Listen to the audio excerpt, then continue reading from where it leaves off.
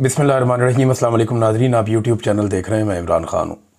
मैंने पिछले वीलॉग में आपसे कहा कि हमारा मुस्तफ़ा बीमार है और वो बहुत लंबे अरसे से बीमार था।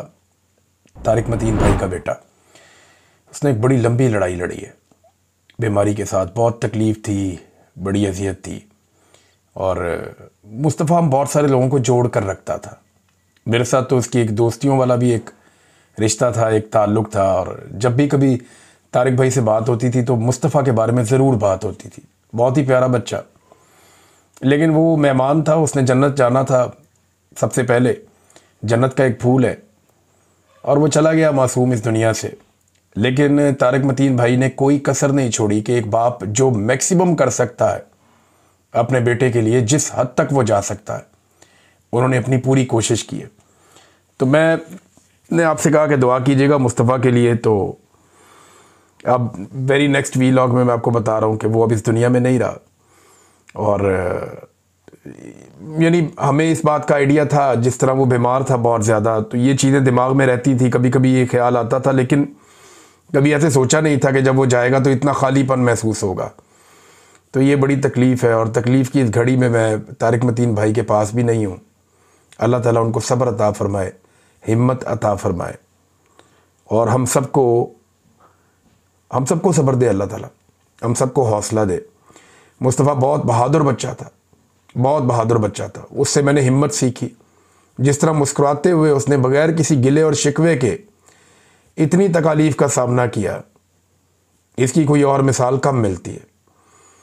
तो माँ के लिए, बाप के लिए तो सबसे बड़ा दुख है,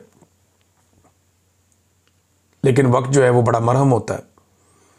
और मैं उम्मीद करता हूँ कि दोनों अपने माँ बाप के लिए मुस्तफ़ा इस दुनिया में और अगले जहान में अच्छाई का बाइस बनेगा इंशाअल्लाह। अल्लाह ताला उन्हें सब्र अता फ़रमाए, आमीन। अब नाज़रीन, आज़ाद कश्मीर में सूरत हाल ये है कि शोहदा के जनाजे पढ़ाए जा रहे हैं। जो आज़ाद कश्मीर की हुकूमत है उसने फिर ख़ुद से ये बताया और इस बात का एतराफ़ किया कि वहाँ पे लोग शहीद हुए हैं। 6 शहरियों के बारे में उन्होंने कंफर्म किया और 3 पुलिस वालों के बारे में भी कह रहे हैं कि 3 पुलिस वाले भी शहीद हो गए हैं इस लड़ाई में। और ये जो पुलिस वाले हैं ये आज़ाद कश्मीर के पुलिस वाले हैं। इस बारे में मैं आपको एक बात बताऊंगा, बड़ी चौंका देने वाली बात है, लेकिन मैंने ये बात सुनी थी आज से लगभग 1 साल पहले और मुझे ये बात बताई थी जनाब अहमद फ़रहाद साहब ने। अहमद फ़रहाद साहब का ताल्लुक़ आज़ाद कश्मीर से, वो एक शानदार शायर हैं, सहाफ़ी हैं, बड़े अच्छे मुकर्रर हैं। तो अहमद भाई से मुलाकात हुई उस वक्त जब वो जबरी तौर पे एजेंसियों की कैद में लापता थे। तो जब ये मामला मोहसिन अख्तर कियानी साहब की अदालत में बहुत उठा तो एजेंसियों ने उन्हें आज़ाद कश्मीर पुलिस के हवाले कर दिया। पहले पुलिस उन्हें लेना नहीं चाहती थी, लेकिन फिर ज़बरदस्ती उनके हवाले किया गया और उन्हें कहा गया जी अपने खाते इसको डालें आप। तो वहाँ अहमद फ़रहाद साहब ने मुझे बताया था उस वक्त कि उन्हें कुछ इन्फॉर्मेशन मिली थी पुलिस की हिरासत में। एक तो पुलिस ने उन्हें यह कहा था कि हमारा इसमें कोई किरदार नहीं है, जो आपके साथ जुल्म और ज़्यादती हो रही है, हम आपकी साइड पे हैं और आपके साथ गलत हो रहा है।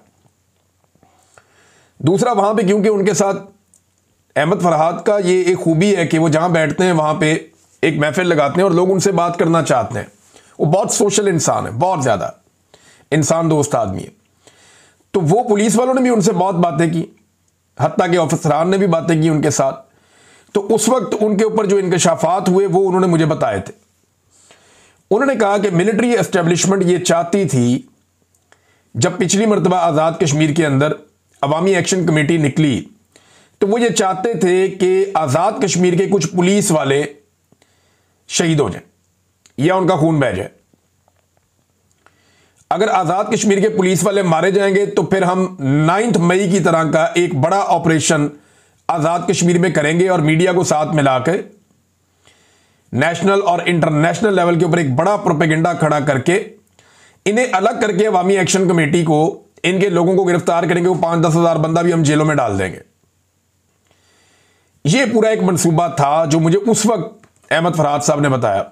वो चाहे तो कंफर्म कर सकते हैं, उनके लिए हालात बहुत मुश्किल हैं क्योंकि उनको लगातार मॉनिटर किया जा रहा होता है और उनके लिए मुश्किलात बहुत ज़्यादा हैं पाकिस्तान में जो उनकी फैमिली के साथ हुआ, जो उनके साथ हुआ, लेकिन उन्होंने मुझे ये बात उस वक्त बताई थी और आज मैं वो होता हुआ देख रहा हूं।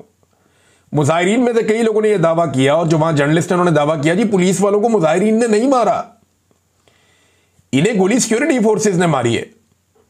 और कई जगह पे पुलिस वाले कह रहे हैं हम लोगों से लड़ना नहीं चाहते, आप क्यों हमसे तशद्दुद करवा रहे हैं हमारे अपने लोगों के ऊपर। इनके मुतालबात है उनको एंगेज करें, उनके साथ बात करें और लोग पुरअमन है। लेकिन दूसरी तरफ से गोली चलती है और मुजाहिरीन जो है वो उठाकर लेकर जा रहे हैं पुलिस वालों को इलाज करवाने के लिए। जहां पुलिस वाले जख्मी, बहुत सारे पुलिस वाले कई जगहों पे मैंने देखा पहाड़ियों पे, सड़कों पे लेटे हुए हैं, निढाल हो गए, बुरी हालत हो गई उनकी।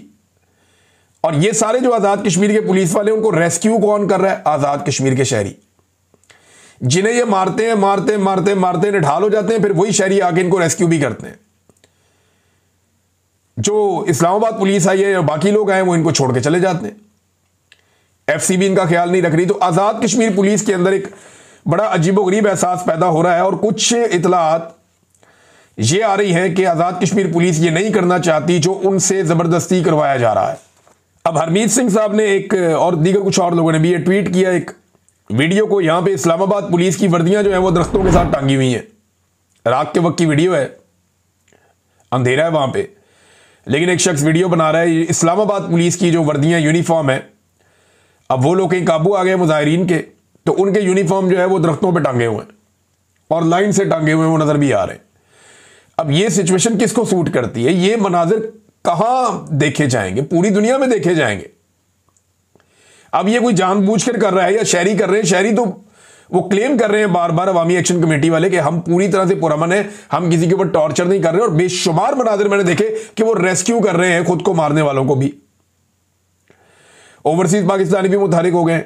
बर्मिंघम में एक वाकया पेश आया, कॉन्सुलेट जो वहां पे बर्मिंघम में है पाकिस्तान की, उसकी जो बैक साइड है वहां से निकल के भागने की कोशिश कर रहे थे, निकल के चुप करके जा रहे थे कौंसल जनरल। तो कश्मीरी नौजवानों ने घेर लिया उनकी गाड़ी को, रोक लिया, एहतजाज शुरू कर दिया कि तुम मुलाजिम हो, हमारी बात क्यों नहीं सुनते, हमारे लोग शहीद किए जा रहे हैं, हम एहतजाज करना चाहते हैं, हम रोजाना आएंगे यहाँ पे। और हमने बार बार कहा कि हम कौंसलेट में आके अपने एक नुमाइंदे को भेज के अंदर एक बाकायदा एहतजाज रिकॉर्ड करवाना चाहते हैं ताकि वो रिकॉर्ड का हिस्सा रहे। लेकिन वो बैक साइड से निकल रहे थे, वहां से जाके शहरियों ने रोक लिया और लोग के वहां पे उन्होंने शदीद एहतजाज किया। अब जो बड़ी खबर है इसमें वो ये है कि आज के दिन में कश्मीरी मुजफ्फराबाद की तरफ बढ़ने की कोशिश करेंगे। मुजफ्फराबाद आजाद कश्मीर का दारुल हुकूमत है। आजाद कश्मीर की जो टोटल आबादी है वो 4 से 5 मिलियन के बीच में है, लगभग 40 से 50 लाख के बीच में। ये बहुत बड़ी आबादी नहीं है, पाकिस्तान की 25 करोड़ की आबादी है। अब ये लोग बढ़ेंगे मुजफ्फराबाद की तरफ और उनका यह दावा है कि मुजफ्फराबाद जाने के बाद वो अवामी हुकूमत कायम करेंगे और इस हुकूमत को गिरा देंगे। अब इन लोगों को रोकने के लिए क्या किया जा रहा है? बहुत बड़े पैमाने पर शेल्स, बहुत बड़े पैमाने पर हथियार और वसाइल जो है वो वहां पे पहुंचाए गए हैं मुजफ्फराबाद में, और नफरी भी तैनात की गई है। आज पूरी ताकत के साथ आजाद कश्मीर के शहरियों का दावा है कि वो मुजफ्फराबाद की तरफ बढ़ने की कोशिश करेंगे और ये मामला लंबा होता जा रहा है। आज 5वें दिन में ये सूरत हाल दाखिल हो गई है। 28 तारीख से ये सूरत हाल खराब हुई है, फिर 29, 30, यकम और अब 2 तारीख है। 2 तारीख तक जूं का तू ये सारा मामला चल रहा है। सरकारी मशीनरी का, वसाइल का और ताकत का बेदरेग इस्तेमाल हमने देखा है। दोनों तरफ से मुतजाद इतलात आ रही हैं। जो अवामी एक्शन कमेटी बता रही है वो नुकसान बहुत ज्यादा है, शोहदा का भी, जख्मियों का भी, वो बहुत बड़ा है। लेकिन जो सरकार बता रही है वो उतना बड़ा नहीं है। लेकिन इन बिटवीन भी अगर कहीं पे है तो ये एक बड़ा सानिया है और ये साने के अंदर मजीद तब्दील हो सकता है। मुज़ाकरात बार बार नाकाम हो रहे हैं और एस्टेब्लिशमेंट जो है वो जो आज़ाद कश्मीर की सियासत है उसके ऊपर से कब्जा छोड़ने पर राजी नहीं हो रही। और नाज़रीन एक चीज़ और आप गौर कीजिए कि पाकिस्तान के जितने भी टीवी चैनल्स हैं उनमें से किसी ने भी आज़ाद कश्मीर के इस इंसिडेंट की कवरेज नहीं की, बल्कि वो चला रहे कि जी नाकाम हो गया, निकला ही कोई नहीं, कोई एहतजाज नहीं हो रहा। वो तस्वीर का एक ऐसा रुख पेश कर रहे हैं जिसमें तस्वीर है ही नहीं। यानी जो आज़ाद कश्मीर में हो रहा है वो दिखाना तो दूर की बात, उसका बिल्कुल उलट वो बयान कर रहे हैं। इसी तरह की रिपोर्टिंग हो रही थी जब मशरकी पाकिस्तान बांग्लादेश में कन्वर्ट हो रहा था 1971 में। सहाफियों का एक वफद भेजा गया, उन्होंने आके जिस तरह की रिपोर्टिंग की, उन्होंने कहा जी उधर सत्ते खैरा ने सब ठीक है, बांग्लादेश में कुछ ऐसा नहीं है, हालात बड़े कंट्रोल्ड हैं, सब चीजें बहुत अच्छी हैं, कोई कामयाबी नहीं हो रही। और फिर सारी सूरत-ए-हाल बदल गई। बिल्कुल वैसी रिपोर्टिंग आज भी पाकिस्तान का मीडिया पाकिस्तान की एस्टेब्लिशमेंट के दबाव के ऊपर कर रहा है। पाकिस्तान की जो मिलिट्री एस्टेब्लिशमेंट है ना, उसने सारों के साथ ही लड़ाई कर ली है, सारी जिंदगी कश्मीर का और फलस्तीन का चूरन बेचा, और आज वही एस्टेब्लिशमेंट कश्मीरियों पे भी हमलावर है, जबकि फलस्तीनियों के मामले में भी एक मुतनाज़े मंसूबे में खुद को हुकूमत ने फंसा लिया है, और बहुत बुरी तरह फंसा लिया है। अब पाकिस्तान का कौन सा इलाका है जहां पे एस्टेब्लिशमेंट की मुखालफत नहीं है? मिलिट्री एस्टेब्लिशमेंट को आप देख लें, कबायली इलाकों में शदीद मुखालफत है, मादनियात के मामले में शदीद मुखालफत है, वसाइल पे कब्जे के मामले में शदीद मुखालफत है, पंजाब से जो सिंध में पानी जाता है वहां से नहरें निकालने के मामले में सिंध में शदीद मुखालफत है, जो कराची में महाजर आबादी है वो शदीद नफरत करते हैं मिलिट्री एस्टेब्लिशमेंट से। पंजाब में सबसे बड़ी पॉलिटिकल पार्टी और सिंध की सबसे बड़ी पॉलिटिकल पार्टी पाकिस्तान तहरीक-ए-इंसाफ, उसके साथ इन्होंने लड़ाई की हुई है, और वहां पे शदीद नफरत पैदा हो रही है एस्टेब्लिशमेंट के खिलाफ। इमरान खान जो पाकिस्तान का सबसे मकबूल अवामी लीडर है इस वक्त, उसके साथ अलग पंगा लिया हुआ है एस्टेब्लिशमेंट ने। खैबर पख्तूनख्वा में अलहदा से एक ऑपरेशन शुरू किया हुआ है, मादनियात के अलग चक्कर चल रहे हैं, बलूचिस्तान पे अलग कब्जे की लड़ाई चल रही है, गिलगित बल्तिस्तान के जो शहरी हैं वो भी नाराज हैं और लड़ रहे हैं, मुखालफत कर रहे हैं एस्टेब्लिशमेंट की, और कश्मीर के हालात भी आपके सामने है। तो आप यहां से अंदाजा कर लेना कि इस वक्त जो पाकिस्तान की एस्टेब्लिशमेंट है वो पाकिस्तान का कोई एक खित्ता या कोई एक ऐसा कोना नहीं रह गया जहां पे उनकी मुखालफत मौजूद नहीं है, और इसमें हर गुजरते दिन के साथ इजाफा होता जा रहा है। तो जिस दिन ये पाकिस्तानी यूनिफाइड एफर्ट करेंगे, या एकदम पाकिस्तानी भड़क गए ना किसी इंसिडेंट से या किसी वाकये से, या अचानक से कुछ हो गया, या सारे इकट्ठे हो गए, तो एस्टेब्लिशमेंट ये बात याद रखे, फिर घंटों की बात रह जाएगी, बाकी ये सारा किया कराया इसके ऊपर पानी फिर जाएगा। और उसी से बचने के लिए ये ताकत का भरपूर इस्तेमाल कर रहे हैं। सबसे मकबूल लीडर से लड़ाई और बैरूनी आकाओं और करप्ट अनासर की खुशामद और सहूलतकारी लगातार पाकिस्तान की एस्टेब्लिशमेंट कर रही है और करती चली जा रही। नादरीन, पाकिस्तान के वज़ीर आज़म ने खुशामद की ऐसी आदत पड़ी है ना, शहबाज शरीफ साहब को शुरू से खुशामद करते हैं, इन्हें ऐसी आदत पड़ी है आसिम मुनीर साहब की खुशामद कर करके कि अक़वाम मुत्तहिदा में भी जाके फील्ड मार्शल का और एयर चीफ का नाम ले लिया। अजीबोगरीबी कारनामे इन्होंने कर दिए जो तारीख में लोग नहीं करते। फिर खुशामद के चक्कर में जो डोनाल्ड ट्रंप का मंसूबा है उसके मुसव्वदे को समझे बगैर उन्होंने गेम उठा दी पकड़ के ट्रंप की। अब ट्रंप भी हैरान है कि यार मेरी इतनी ज्यादा तारीफें, इतनी ज्यादा सपोर्ट, इतना तो मुझे अमेरिकन ने कभी सपोर्ट नहीं किया जितना मुझे शहबाज शरीफ ने और आसिम मुनीर साहब ने सपोर्ट कर दिया। अब वो हर जगह पे इनका नाम लेता है कि जनाब ये बहुत अच्छे हैं और इन्होंने मेरी बड़ी तारीफ की है, ये पूरी ताकत से मेरे साथ खड़े हैं, बिगिनिंग से, शुरू से, डे वन से ये मेरे साथ हैं। ये बड़ा कमाल इन्होंने वहां पे कर दिया। अब हुआ यह है कि अरब हुक्मरान आहिस्ता आहिस्ता इस मुआहदे पे अपने तहफ़्फ़ुज़ात का इजहार कर रहे हैं और पीछे हट रहे हैं। कतर से शुरू हुआ मामला आगे बढ़ रहा है, फलस्तीनी भी अब बिगड़ गए। उन्होंने कहा ये क्या किया आपने? ना ये फलस्तीनियों को पसंद आया, ना ये अरबों को पसंद आया, और ना ये पाकिस्तानियों को पसंद आया। लेकिन शहबाज शरीफ साहब ने गेम उठाने के चक्कर में, वो बूट बालिश की आदत पड़ी हुई है ना, वो करते करते उन्होंने चुक दी गेम डोनाल्ड ट्रंप की भी। अब पीछे हट नहीं सकते। शहबाज शरीफ अब पीछे हटेंगे तो डोनाल्ड ट्रंप नाराज हो जाएगा कि यार तुमने तो इतनी बड़ी बड़ी बातें की थी, अब क्या हुआ? वहां गेम ज्यादा उठा दी है। अब पीछे हटने के लिए इसाक डार को लॉन्च किया कि बताओ कि थोड़ी गेम ऐसी करो कि ये कुछ और था, वो कुछ और है। तो डोनाल्ड ट्रंप ने हमें बताया कुछ और, जिस पे हम बड़े खुश थे, लेकिन बीच में से निकला कुछ और। अब ये बात खुद शहबाज शरीफ कर भी नहीं सकता, ना फील्ड मार्शल ये बात कर सकते हैं।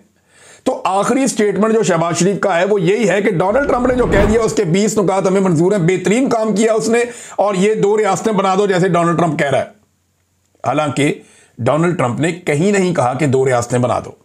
वो उससे पहले भी जो स्टेटमेंट आया था उसमें भी कहीं नहीं कहा था कि 2 रियासतें बना दें। अब ये दोनों तरफ से फंस गए। इस तरफ जाते हैं तो ट्रंप नाराज हो जाता है, इस तरफ जाते हैं तो अवाम नहीं छोड़ेगी। और अरब जो है वो भी 2 कदम पीछे हट गए और नेतन्याहू ने अपनी गेम कर दी है। तो पाकिस्तान की जो पॉलिटिकल और मिलिट्री लीडरशिप है ये बहुत बुरी तरह इस खेल के अंदर एक्सपोज हो गए, जल्दबाजी के अंदर। अगर ये जल्दबाजी ना करते, खुशामद की इनको जल्दी ना होती, तो ये इसमें बच जाते।